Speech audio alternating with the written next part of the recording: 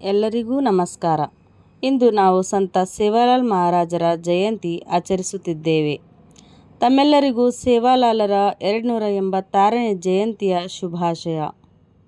ಇವರು ದಿನಾಂಕ 15 ಫೆಬ್ರವರಿ 1739ರಂದು ದಾವಣಗೆರೆ ಜಿಲ್ಲೆಯ ಸೂರಗೊಂಡನಕೊಪ್ಪ ಎಂಬಲ್ಲಿ ಜನಿಸಿದರು. ಇವರ ತಂದೆ ಭೀಮಾನಾಯಕ್, ತಾಯಿ ಧರ್ಮಾನಿಯಾಡಿ.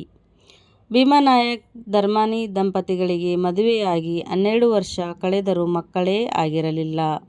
ಹಾಗಾಗಿ ದಂಪತಿಗಳಿಬ್ಬರು ಹುಟ್ಟುವ ಮೊದಲ ಮಗುವನ್ನು ದೇವಿ ಮರಿಯಮ್ಮಳ ಸೇವೆಗೆ ಬಿಡುವುದಾಗಿ ಹರಕೆ ಕಟ್ಟಿಕೊಂಡ ಮೇಲೆಯೇ ಸೇವಾಲಾಲರು ಜನಿಸಿದ್ದು. ಇವರ ಮೂಲ ಹೆಸರು ಸೇವಾ ಭೀಮಾನಾಯಕ್. ಮರಿಯಮ್ಮ ದೇವಿಗೆ ಕಟ್ಟಿದ್ದ ಹರಕೆಯಂತೆ ಭೀಮಾನಾಯಕ್ ದಂಪತಿಗಳು ಸೇವಾರನ್ನು ದೇವಿ ಸೇವೆಗೆ ಬಿಡದ ಕಾರಣ ದೇವಿ ಇನ್ನಿಲ್ಲದಂತೆ ಕಾಡಿದಳು.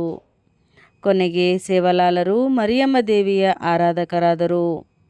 ಬ್ರಹ್ಮಚಾರಿಯಾಗಿಯೇ ಉಳಿದ ಇವರು ಪ್ರವಚನಗಳನ್ನು ನೀಡಲು ಹೋದಲ್ಲೆಲ್ಲ ರೋಗಿಗಳಿಗೆ ಶುಶ್ರೂಷೆ ಕ್ಯಾಂಪ್ಗಳನ್ನು ಆಯೋಜಿಸುತ್ತಿದ್ದರು. ಭೂಮಂಡಲದಲ್ಲಿ ಜೀವಿಸುತ್ತಿರುವ ಸಕಲ ಜೀವಿಗಳ ಒಳಿತಿಗಾಗಿ ಪ್ರಾರ್ಥಿಸುತ್ತಿದ್ದರು. ಇವರ ಪವಾಡ ತಿಳಿದ ಹೈದರಾಬಾದಿನ ನಿಜಾಮರು ಇವರನ್ನು ಆಸ್ಥಾನಕ್ಕೆ ಕರೆದು ಪಾದ ಪೂಜೆ ಮಾಡಿ ಕಪ್ಪ ನೀಡಿದ್ದಾರೆ. ಸೇವಾಲಾಲರು ಬಂಜಾರ ಸಮುದಾಯದ ಪ್ರತೀಕರಲ್ಲದೆ ಮಹಾನ್ ಸಂತರು. ಇವರು 1773 ಜನವರಿ 2ರಂದು ಮರಣ ಹೊಂದಿದರು.